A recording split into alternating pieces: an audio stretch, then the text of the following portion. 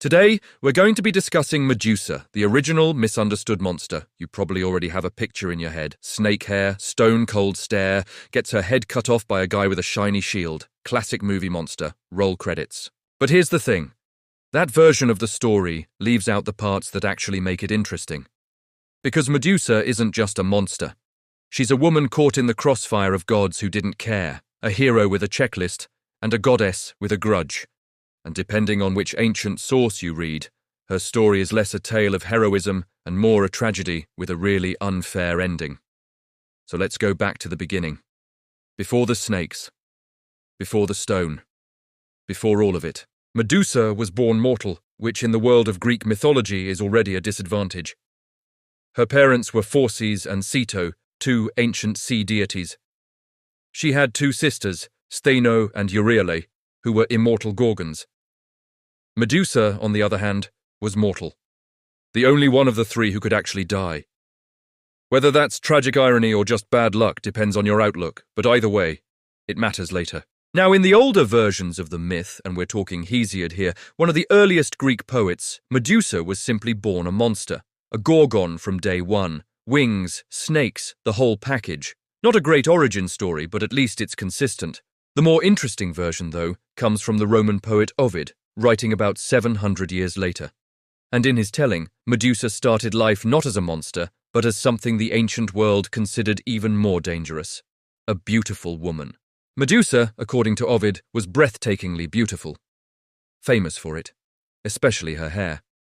And she was also a priestess of Athena, goddess of wisdom, warfare, and, importantly for this story, virginity.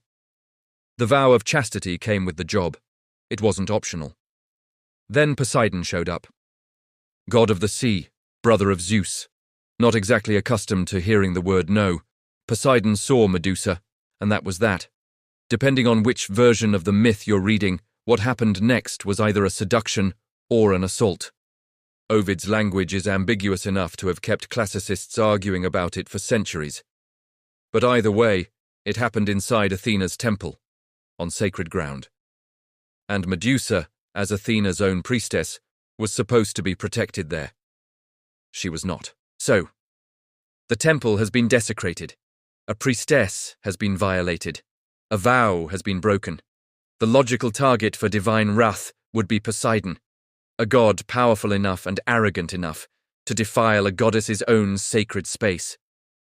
Athena went after Medusa instead. Look, Greek mythology is many things, and consistent in its sense of fairness is not one of them. The gods are petty, they play favorites, and mortals almost always lose.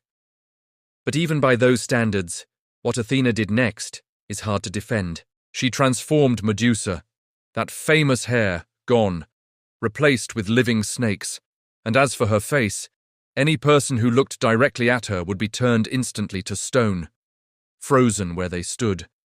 In one move, Athena took the thing Medusa was most known for, her beauty, and turned it into a weapon that guaranteed she would never be close to another living person again. To be fair to Athena, and there are scholars who have tried, some interpretations suggest the transformation was a twisted form of protection, a way of ensuring no man could ever touch Medusa again without consequences, a curse as armor. Whether Medusa saw it that way is understandably not recorded. She retreated. Found a cave at the edge of the world, surrounded by the stone figures of everyone who had stumbled too close. The ancient sources describe this place as littered with the petrified remains of men and animals, which, for someone who reportedly never asked for any of this, is a fairly grim roommate situation. And there she stayed, alone. Immortal sisters nearby, but unable to truly be near anyone, not harming people deliberately, not hunting, just existing, waiting. Enter Perseus. Perseus was the son of Zeus and a mortal woman named Danae.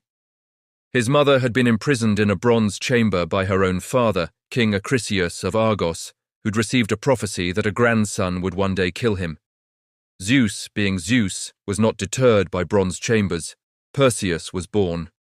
Acrisius, unable to kill them directly, put mother and son in a chest and threw them into the sea. They survived.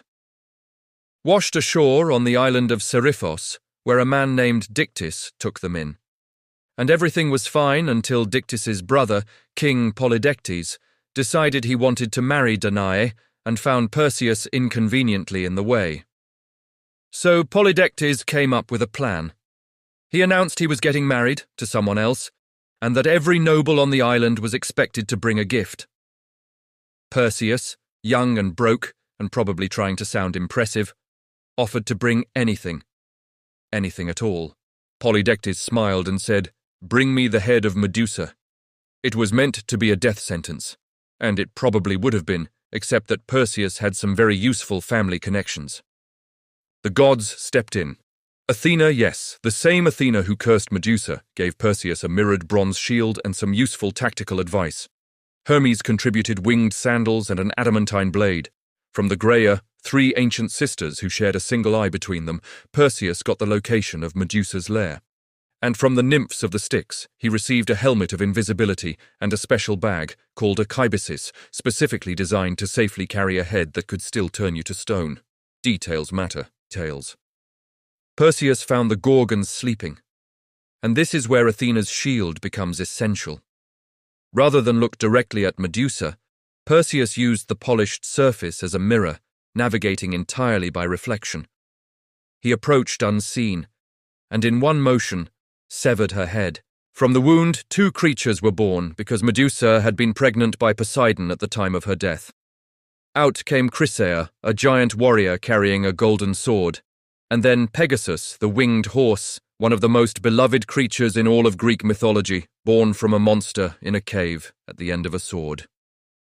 The immortal sisters, Stheno and Euryale, woke screaming and gave chase. Perseus, invisible and airborne, was gone before they could reach him. He used Medusa's head like a weapon on the way home.